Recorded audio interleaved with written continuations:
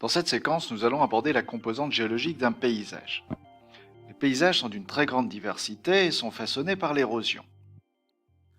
L'eau y joue un rôle majeur. Sur cette photographie, on imagine facilement comment la rivière a creusé ce canyon au cours de plusieurs millions d'années.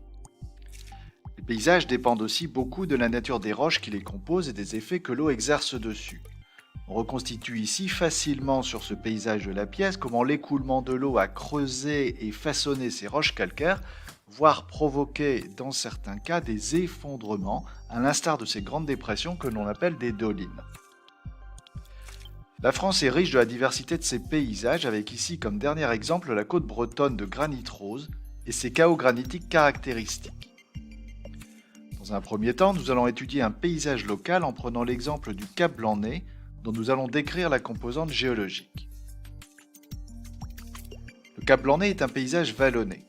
On y distingue des collines, des pentes, des falaises, des bosses et des dépressions dans le relief.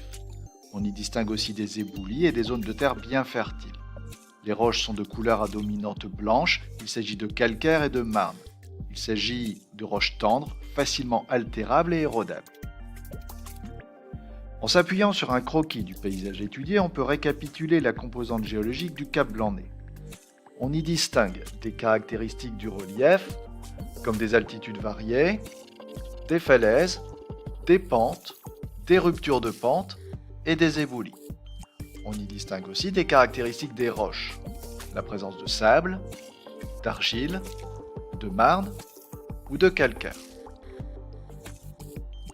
Dans un deuxième temps, on peut étudier les reliefs des chaînes de montagnes et réaliser un profil topographique à travers le Massif central, qui est une chaîne de montagnes ancienne, et les Alpes, qui sont une chaîne de montagnes récente, en utilisant des relevés d'altitude grâce au logiciel Google Earth.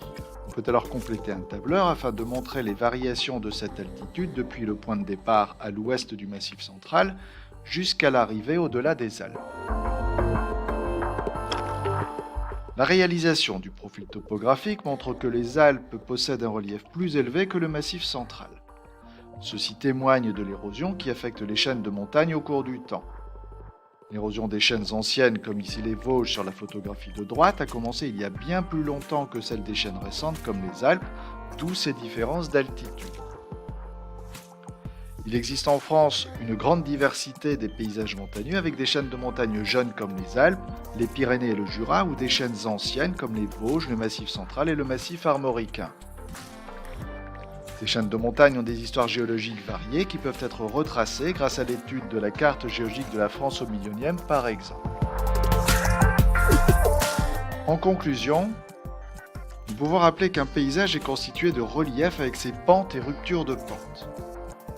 Les types de roches qui constituent le paysage sont un élément important. Les paysages sont façonnés par l'érosion et l'eau y joue un rôle majeur.